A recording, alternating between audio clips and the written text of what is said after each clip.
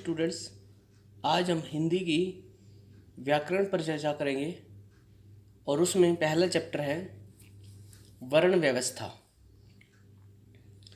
तो वर्ण व्यवस्था एक मूल आधार है हिंदी भाषा का। वर्ण किसे कहते हैं?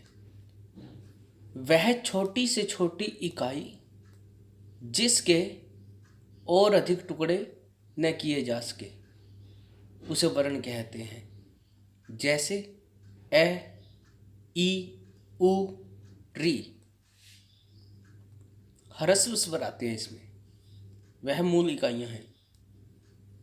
वर्णमाला किसे कहते हैं? वर्णों के समूह को वर्णमाला कहते हैं। वर्णों के समूह को वर्णमाला कहते हैं। नेक्स्ट क्वेश्चन बनता है आपका कि लिपि क्या है? जैसे हम लिख रहे हैं ए, आ, ई, उ, कै, ख, ग, ये सारे किसी न किसी रूढ़ चिन्ह को संकेतों के द्वारा प्रदर्शित किया गया है। जब हम कोई बात बोलते हैं, कोई ध्वनि बोलते हैं, वो मौखिक है। उसको दिखाने के लिए, सांकेतिक रूप से प्रदर्शित करने के लिए किसी भी तरह से वो लिपि के अंतर्गत आता है। इसकी परिभाषा में आप लिखोगे कि बोली जाने वाली ध्वनियों के रूढ़ चिन्हों को लिपि कहते हैं। बोली जाने वाली ध्वनियों के रूढ़ चिन्हों को लिपि कहते हैं। अब नेक्स्ट है वर्णमाला के कितने भेद हैं? तो मुख्य रूप से वर्णमाला के दो भेद आते हैं, स्वर और व्यंजन। पहला स्वर, दूसरा व्यंजन। और तीसरा भी आपको बहुत किताबों में लिखा मिलेगा, अयोगवाह है। स्वर, व्यंजन और अयोगवाह है। स्वर किसे कहते हैं? अगला क्वेश्चन है कि स्वर किसे कहते हैं? स्वर, इसे अच भी कहते हैं। अ और च हलंत, अच। स्वर ये भी स्वतंत्र इकाइयां हैं, स्वतंत्र वर्ण है कि वे स्वतंत्र वर्ण जो अन्य वर्णों की सहायता के बिना बोले जाएं, उसे स्वर कहते हैं। व्यंजन, व्यंजन वे ध्वनियां हैं जो स्वरों की सहायता से बोली जाती हैं। व्यंजन स्वरों की सहायता से बोले जाते हैं और स्वर स्वतंत्र होते हैं, ये स्वयं उच्चारित होते हैं। इनकी एक परिभाषा आती है, स्वयं राजन्ते इति स्वरः, जो स्वयं राज करते हैं वो स्वर होते हैं। ये परिभाषा आप चाहो तो लिख सकते हो, नहीं तो हिंदी में ही लिखो। एक बार फिर रिपीट कर रहा हूं मैं। वर्ण किसे कहते हैं? वह छोटी से छोटी इकाई जिसके और अधिक टुकड़े न किए जा सके उसे वर्ण कहते हैं।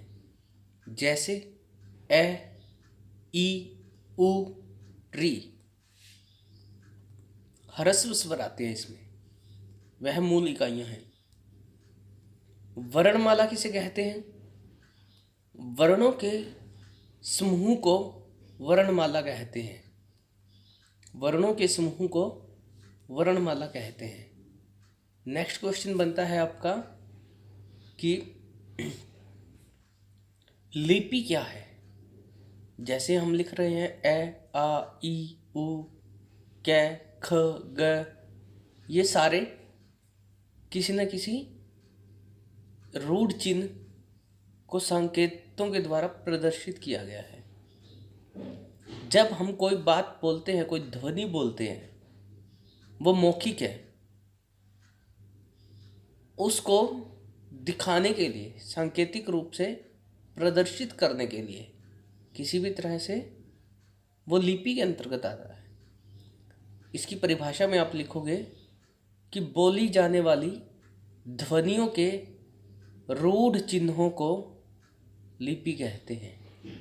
बोली जाने वाली ध्वनियों के रूढ़ चिन्हों को लिपि कहते हैं। अब नेक्स्ट है वर्णमाला के कितने भेद हैं।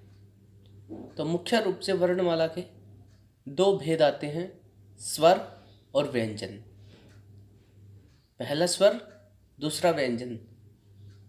और तीसरा भी आपको बहुत किताबों में लिखा मिलेगा, अयोगवाह है। स्वर, व्यंजन और अयोगवाह है। स्वर किसे कहते हैं?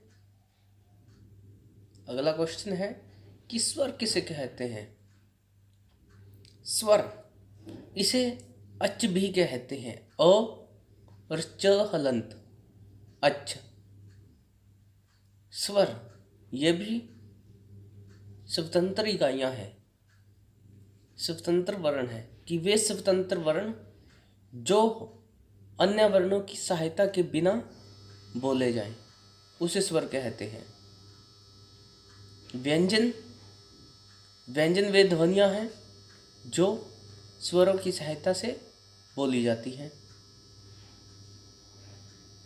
व्यंजन स्वरों की सहायता से बोले जाते हैं और स्वर स्वतंत्र होते हैं, ये स्वयं उच्चारित होते हैं।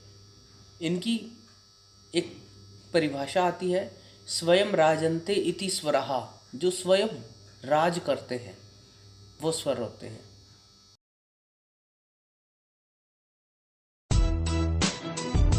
Powered by PK Star 006